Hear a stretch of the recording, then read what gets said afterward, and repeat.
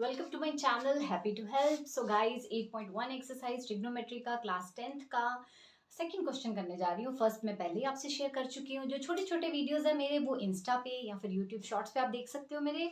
और जो लेंथी होते हैं जैसे समझाते समझाते कभी ओवर द टाइम चला जाता है, then you can see those lengthy video on YouTube. My YouTube channel that is happy to help @tutor Neha. So let's start the question. Okay so guys second question में 8.1 exercise में ये figure हमें पहले से दी हुई है, क्वेश्चन में ये गिवन है, ठीक है। और हमें फाइंड आउट करना है tan p minus cot r कितना होता है।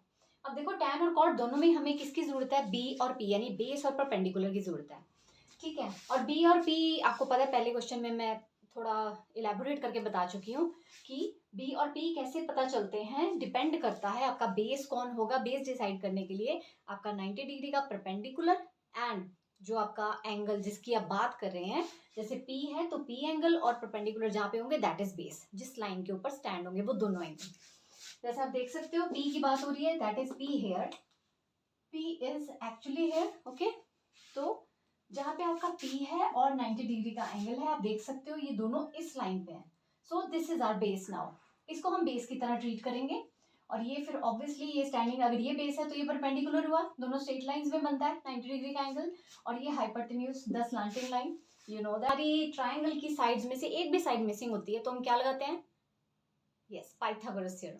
पाइथागोरस थ्योरम लगा के हम एक साइड जो मिसिंग साइड है वो निकाल लेंगे। पाइथागोरस थ्योरम का आपको याद है क्या फॉर्मूला होता है, h गिवन है 13 सेंटीमीटर, b गिवन है दैट इज ऑल्सो 12 सेंटीमीटर, हमारा P मिसिंग है। अकॉर्डिंग टू क्वेश्चन हमारा tan P के अकॉर्डिंगली हमारा P मिसिंग है। P को P ही इस तरह डिनोट करके लिख देंगे परपेंडिकुलर। सो 13 की स्क्वायर गाइस होती है 169, 12 की होती है 144 और P मिसिंग है तो P स्क्वायर को एज इट इज नीचे हम उतारते जाएंगे। अब गाइस जो चीज यहाँ प्लस हो रही है हमें P चाहिए ना, तो P को अकेला छोड़ेंगे हम। अलजेब्रा के अकॉर्डिंगली P हमें चाहिए तो P को अकेला छोड़ के जो चीज के साथ ऐड हो रही है वो यहाँ के माइनस हो जाएगी। इनको करके आ रहा है गाइस यस 25।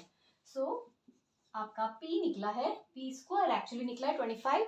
और पर हमें P चाहिए सिंगल, हम P की वैल्यू स्क्वायर नहीं चाहिए साथ में, तो स्क्वायर उधर जाके क्या बन जाता है, रूट।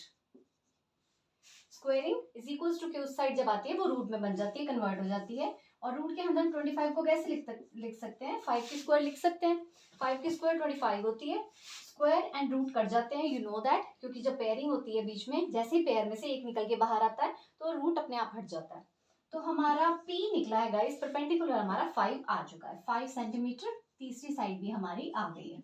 अब हम आ जाते हैं क्वेश्चन पे, what is tan of P, यानी कि P क्या होता है, P by B perpendicular by base. तो tan P के अकॉर्डिंगली ये रहा P हमारा और ये रहा 90 डिग्री। इसके अकॉर्डिंगली कौन है हमारा P और कौन B है, this is P and this is B, क्योंकि जिसपे दोनों है ये बेस होगा। तो ये हमारा 5 है and B is 12। So tan P ये निकल गया। अब हम आएंगे cot R पे। What is cot R, cot R is B by B, okay.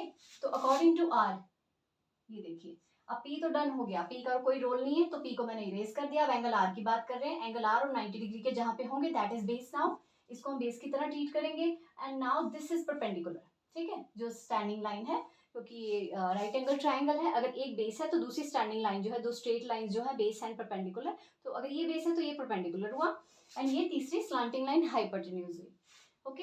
Angle का कॉट क्या होगा, B by P that is 5 by P 12। You can see that both are same, दोनों की वैल्यू सेम आई है, cot R की भी और tan P की भी, ठीक है। तो tan P की पहले value same minus cot R that is 5 by 12, again देख सकते हो दोनों, ठीक है। दिस माइनस दिस, अगर दोनों सेम, आप देख सकते हो कि tan P की ये लिखी, कॉट आर की ये लिखी, दोनों सेम सेम नंबर जब आपस में माइनस होते हैं, एक पॉजिटिव टर्म है एक माइनस है, तो ऑब्वियसली कट जाती हैं, तो आपस में प्लस माइनस होगी तो जीरो आएगा। दोनों जब सेम टर्म लाइक टर्म जब माइनस होती हैं, जब सब्ट्रैक्ट होती है तो जीरो आंसर आता है। तो इस इक्वेशन का आंसर, इसकी वैल्यू जो है वो जीरो आएगी। Hope this question is clear to you.